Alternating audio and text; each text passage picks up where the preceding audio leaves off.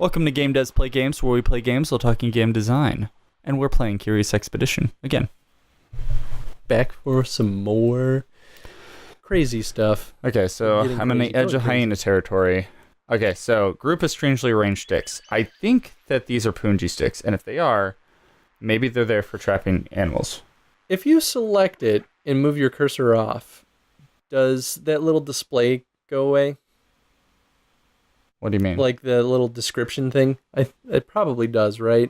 So I click it and then move the cursor away. Yeah, it does. So like there's a little question mark on that dialogue bubble. Like, should you be able to click it to get more information? Oh, I see what you're saying. Like, why is that question mark there? How do you do it? Who knows? Yeah. So you're going to see if you can catch a hyena on the punji sticks? I guess. I don't think that it does anything. In fact, you might have just cut down the punji sticks.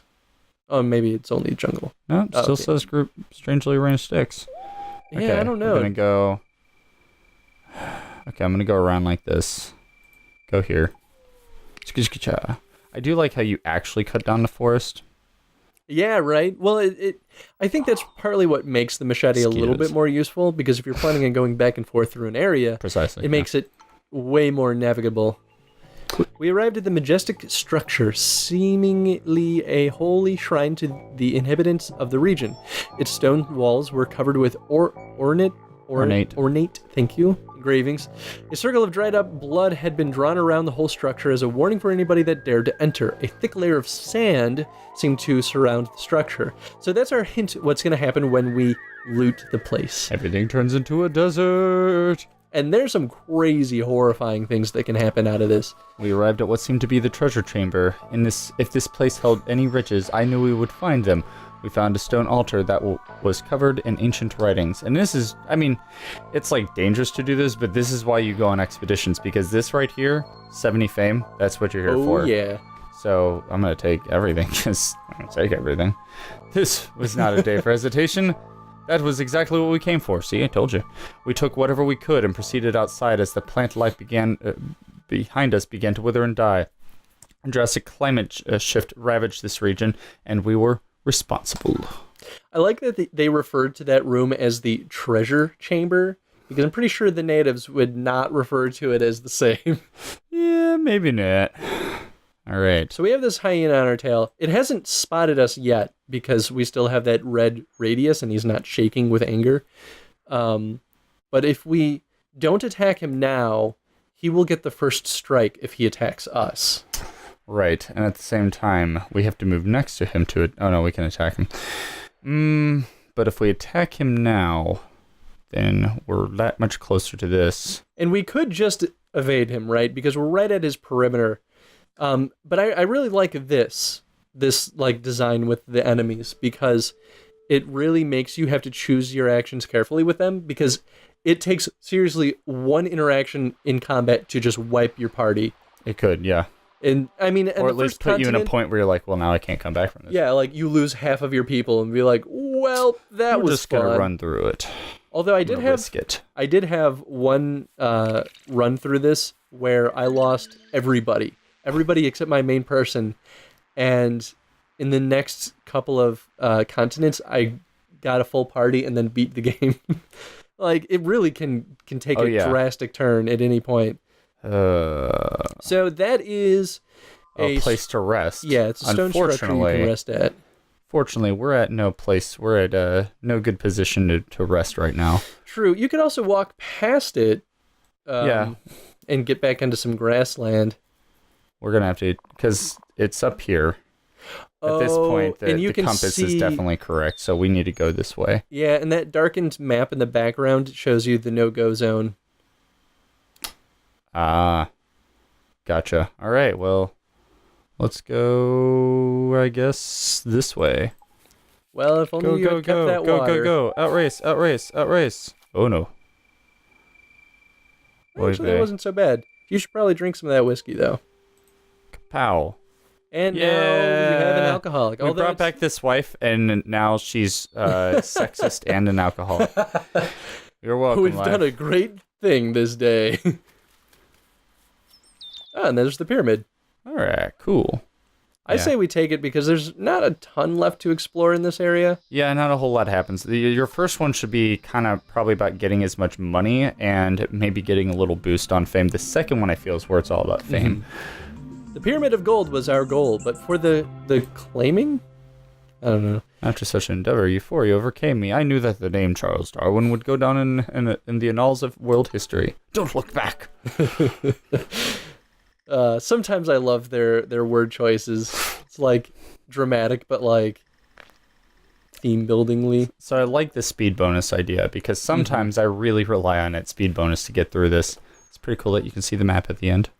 I mean, doesn't do a whole lot, but it lets you know where you messed up. It's true. Here, as it turns out. Yeah. And the speed bonus wasn't a thing for most of the alpha. I think they added that later on. And I agree. I think it changed the dynamic of the game a lot. Absolutely. Increase the radius of dynamite explosions. Increase sanity when resting in nature. Okay. And receive an additional attack die. That's so good. Yeah, but extra dice. So is Fresh Air Fanatic. I don't know, man, because I rely on those outdoor places sometimes. But sometimes they just don't show up. I almost always choose the thing that will benefit me every single continent. All right. But you're the one playing this, so you could also choose the dynamite perk since you have dynamite. It's true. I've never actually chosen that one, but I wonder how much it increases your radius. Because you just blow up one mountain, but if you choose that, what if you blow up everything surrounding you? That would be insane. That'd be awesome. I think I'm just gonna go with the poop icon. I'm gonna go with the poop icon. It's kind of poopy. Yeah, fresh air. All right. So not so bad. Ooh, that like speed mechanic too of like being the first one to get to the pyramid. I think it's super important for this because it keeps this sense of you're competing with these other people present throughout the entire game. Absolutely. Rather than in between each campaign or each continent. So, notice how I kept the funds. I feel like having anywhere from 80 to 110 funds is pretty good. So what I'm gonna do is I'm actually gonna sell these first 3 diamonds because they're fame. It's not worth much fame, but it's worth a lot of funds. And so bam, bam, and then this last one I'm gonna keep. And the reason I'm gonna keep that is I'm just gonna put it on a boat, and then for my next expedition, I will sell it.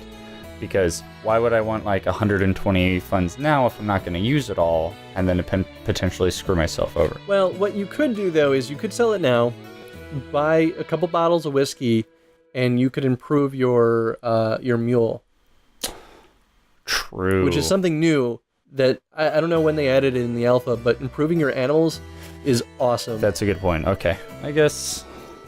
All right, I'll go with your thing, and then I will gift the butterflies. If you're planning on selling it anyway, I figure. Oh, I'm so close to you. And kapow! Remember the name Charles Darwin. For the longest time, I never thought that your earlier standing really mattered. I always figured that like end game is where you really like pick up the momentum and push to first place. I feel like it's the opposite, or like I feel like the beginning expeditions are all about getting that early push because it becomes so much harder later on that you need to be more careful. Especially because late game, it's so hard to just survive that you don't usually get the luxury of just like hopping around and looting shrines left and right. Oh yeah. Like at some point you're gonna be like, maybe I actually shouldn't loot this shrine. Yeah. The air was fresh and tasted of salt as I hurried to the harbor. We had little time before the ship would be ready, so I spent my time on deck enjoying the cool breeze. Sir D.I.R. returned to the harbor, eagerly waiting the news of his beloved. He was overjoyed as he saw her on our vessel. Shortly after, the two fell into each other's arms in a loving embrace. The couple thanked me for the reunion before they happily moved on from the scene. Why did they highlight loving embrace? I don't know. For emphasis, I actually was hoping that it would show like a little, like them yeah, hugging. right? Retain reward. Plus 70 funds. Wow. So much money. And that is why you do accept those missions. Yes. Look at that. You got the instrument one, just like you said you usually get. So we were given the new funds as remuneration for our efforts. Never good at reading out loud. A trader greeted me this morning. He was a collector of sorts and promised me to compensate me favorably for any instruments that we retrieved. So if we accept this, literally any musical instrument that we bring back, we can sell him for a pretty decent amount. So what's cool about this is before he would only accept one instrument and it didn't matter what it was. Now he accepts either the flutes or drums, right? And each one matters. So I'm like, well, that's where I'm going to get my money. Oh, heck yeah. The only downside of the drums, though, is they don't stack, unlike the flutes. Although he might pay more for the drum. I'm sure he does. I hope so. You actually can choose which ones you want to give to him and all that jazz. Mm-hmm. All right, so the trader was heartened by the acceptance of my request. He wished us luck in the safe journey. The news of my glorious adventures had spread, so I was not surprised to see that the boarding of our ship had drawn quite the crowd.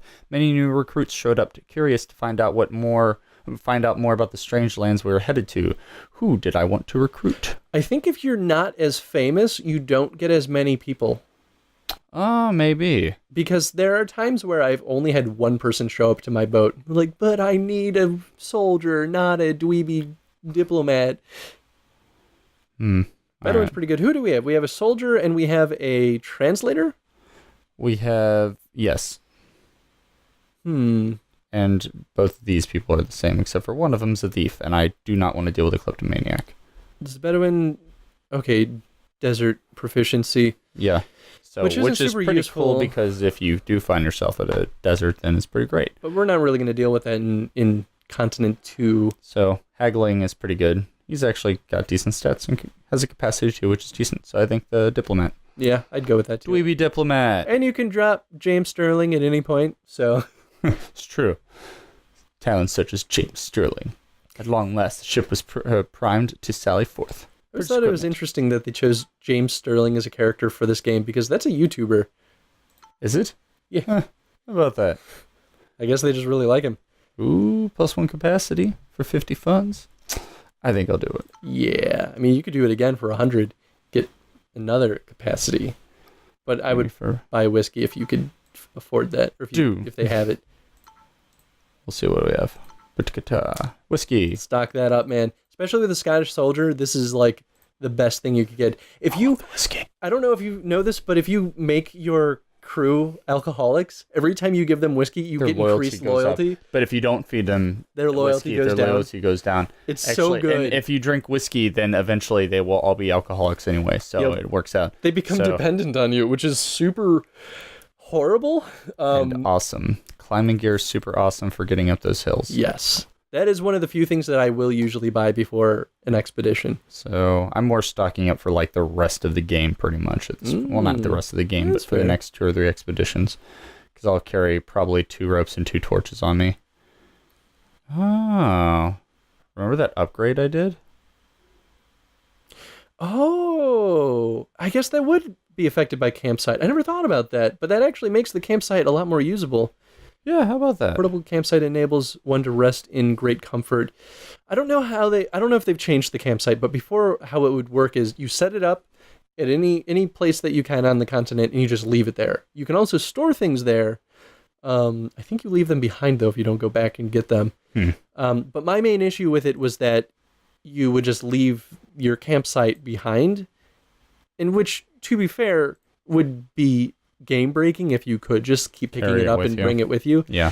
But it never really seemed particularly useful to me, and that's why I never really used it. You only really need it if you're in a pinch, and for the cost, I'd rather just get a lot of whiskey.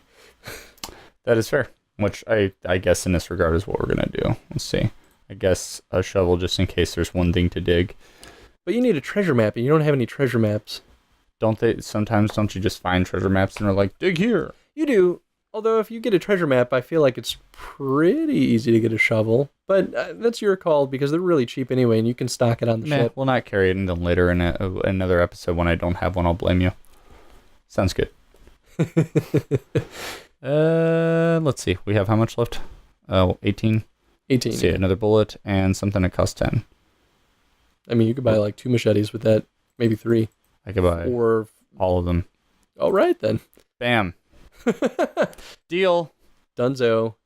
I rejoice as the vessel is ready for our departure. Set sail. Boom jams. Expedition 2. So is that about it? Yep. Yeah, looks I like think that's about it. Set and shore. I really like this little like sail into it's the great. shore. Although I've had a campaign where I was screwed over 3 times by the starting position, where there was like a hill and a mountain, and those were my only choices. Like, are you kidding me? I have to spend 20 sanity on my first move. Damn you, random generation. So, yeah, damn you, random generation. Question of the day. I don't know. I guess, how do you feel? We spent most of this time in the in-between missions, so That's true. that probably should be what the question of the day is about. I guess, what other cool features would you add to that in-between mission screen? Actually, I kind of like that. It's pretty open, but I feel like there is a lot of things that they could do that they don't necessarily need, right? But they could still benefit from. Yeah, because it is kind of like when you're playing Magic the Gathering or any other card game, half the game is building the deck. Mm-hmm. Actually, I would argue like 90% of the game is building, but whatever, that's not the point. Yeah, that's it. Well, Like, subscribe, watching. vote. If you want us to keep playing more Curious Expedition, which we're gonna at least do a decent bit of this one, or for this playthrough, Then vote on that one, and if not, vote on the other two. See how I spread that out? See how efficient I am? Bye, Bruce. Efficiency.